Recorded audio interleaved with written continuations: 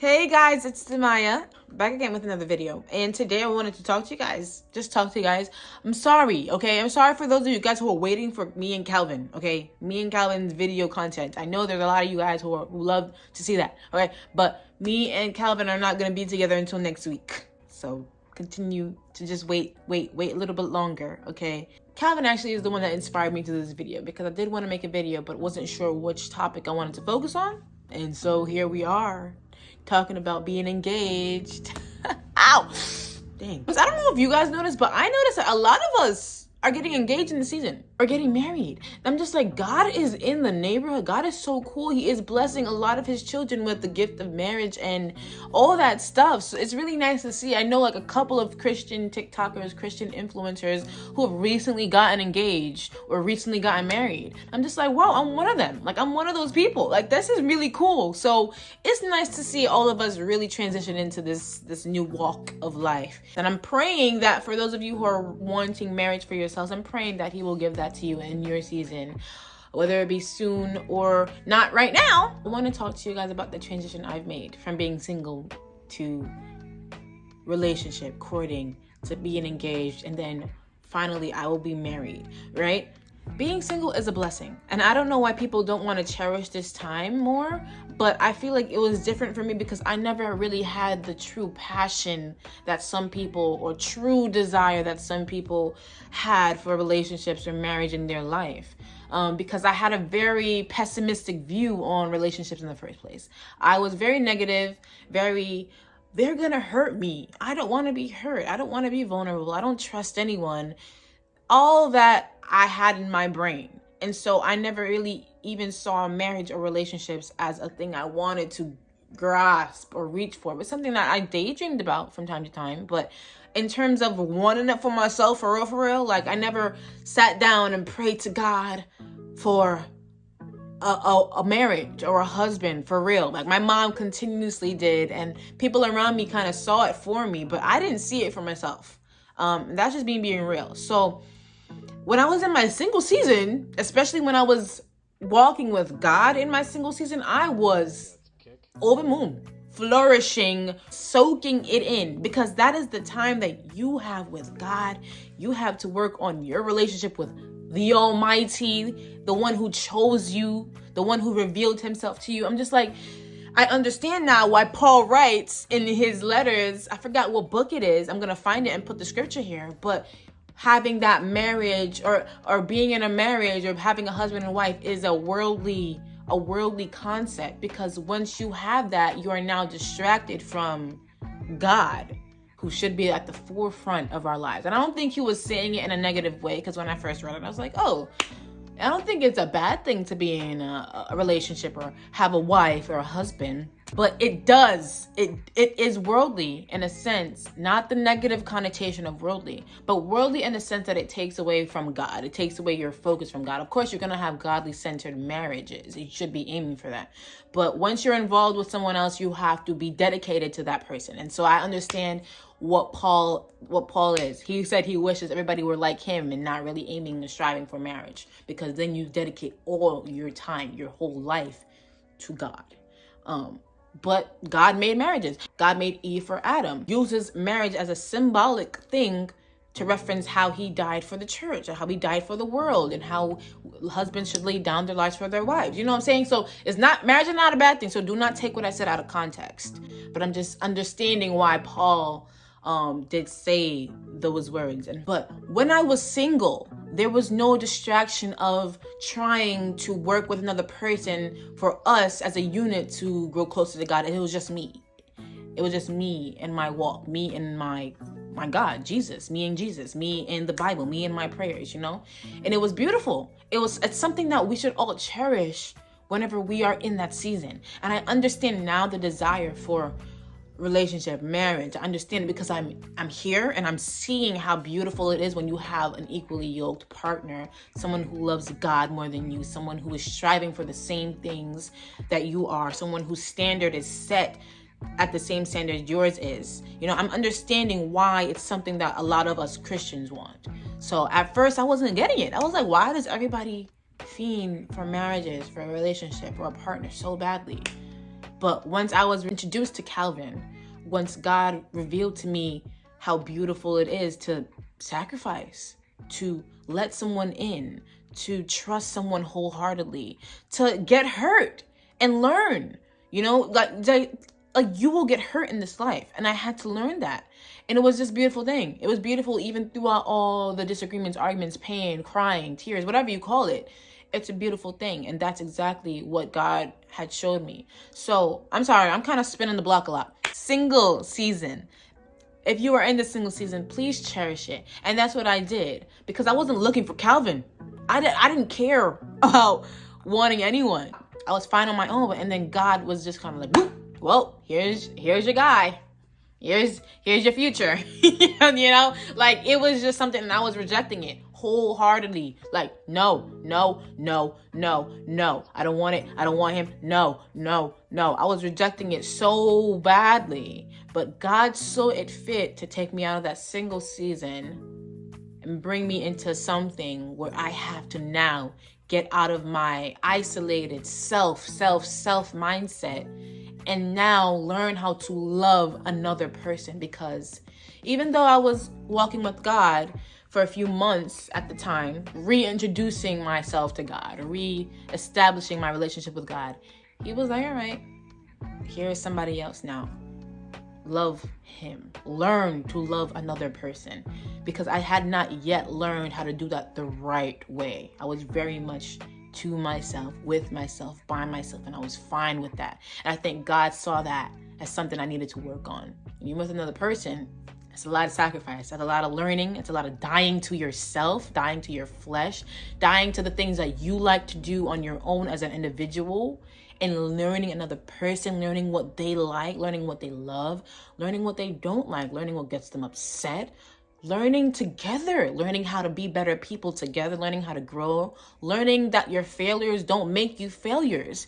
They're just moments to learn from. It's just a lot. It's a lot in a bubble. And for that year and a half that we have been together, almost, I want to say year and like 4 or 5 months that we have been courting or in a relationship, boyfriend and girlfriend, there was so much growth there from my side and from his, because we both had to learn that being different, like being individuals with God in our own relationships with him, is kind of different than being a unit together.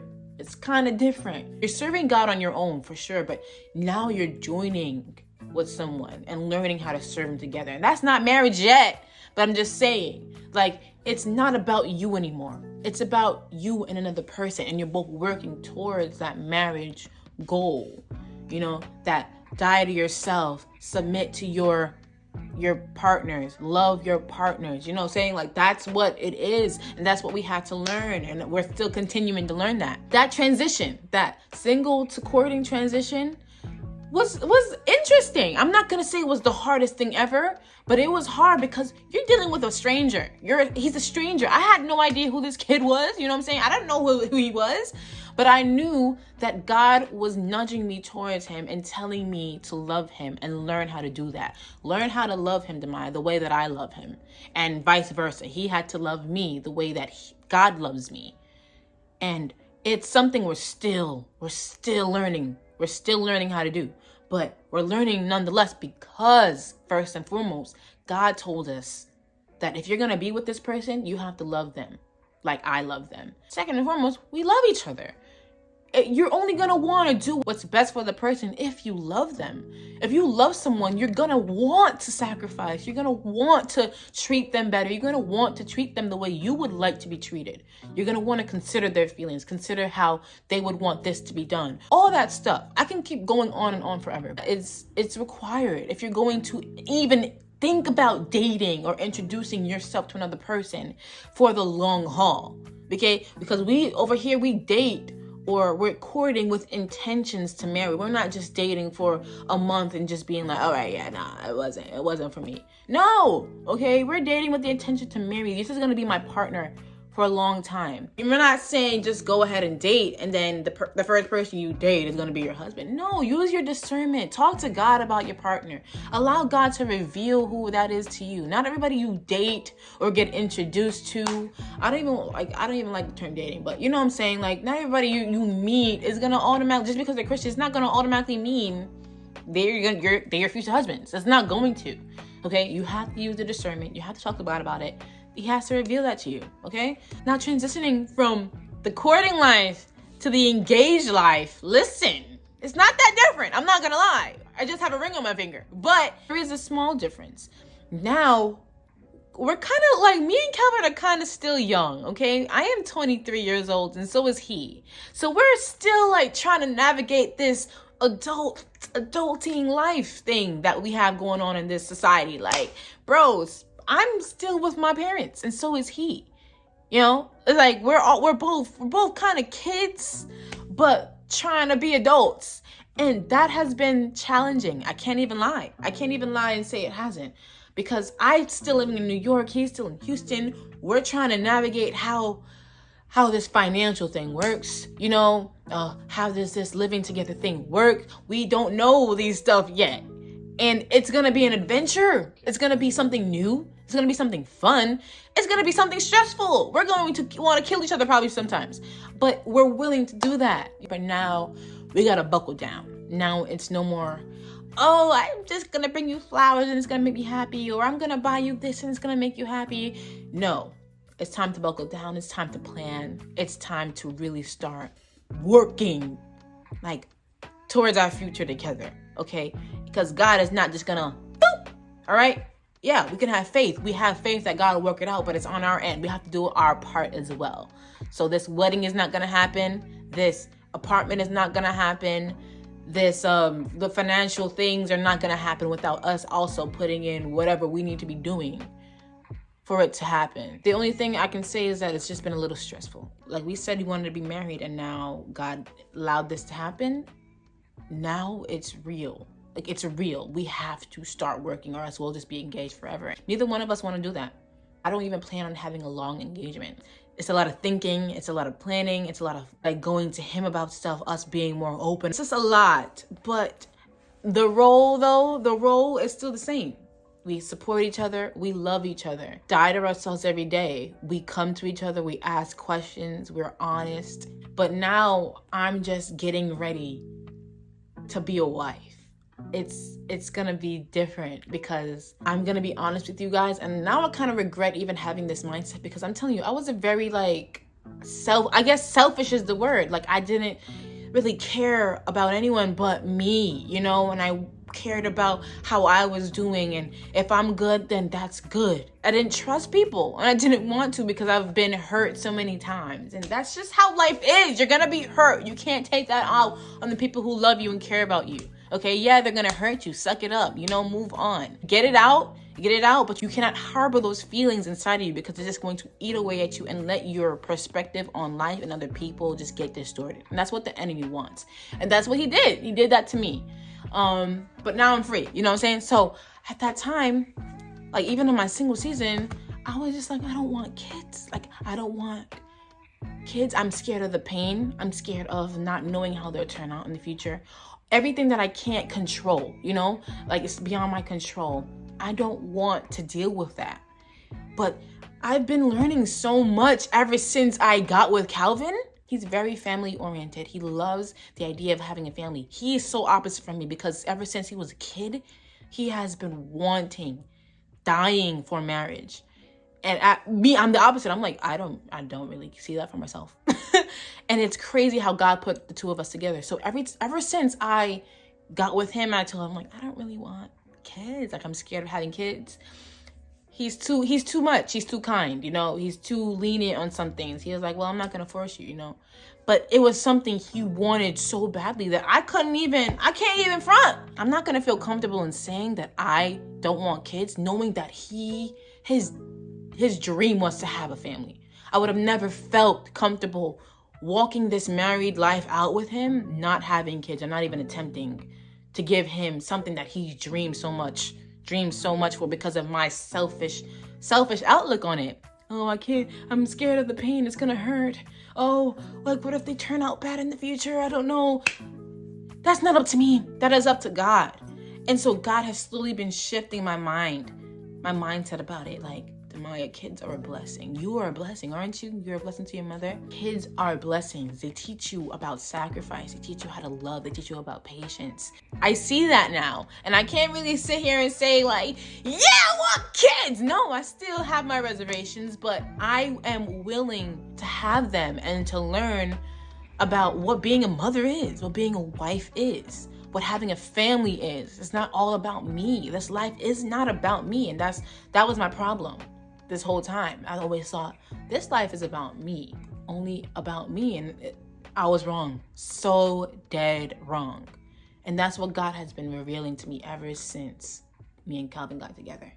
So being a wife is something that I'm striving to learn, to go through with and experience for myself. How to love my husband, how to die to myself for my husband, you know, how to sacrifice, how to submit, how to just be a godly woman, a godly wife. And obviously he's gonna have to learn how to do the same as a husband, as the man of the house. And it's just gonna be amazing. And I can't wait for it now, because I know that it's something he wants, and now slowly it's becoming something I want. So yeah, y'all, it's just amazing. It's amazing to see how God has slowly been transforming me inside and out. A lot of people will just tell you I'm completely different from who I used to be and how I used to think. It's easier for me to say I love you now, because before I could not. It would cringe me out to the point where I don't even say it. I did not like giving hugs, and don't touch me, don't come near me. It's really that bad. But ever since Calvin, ever since God let me learn to love a person, I've been able to extend that love to other people around me.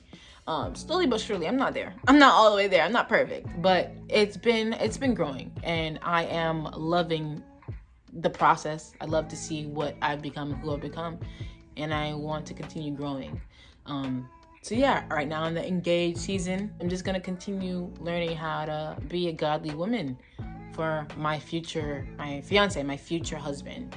And yeah, you guys will definitely see the journey. I just really appreciate you guys for tuning in. I know this was a long video, but thank you guys so much for watching. If you have anything to say, please leave it down in the comments below. Can you guys relate? I don't know. Are you guys wise? Do you have any suggestions, advice for me? I don't know. You know what I'm saying? But yeah, just talk to me down in the comments. I'll be sure to reply.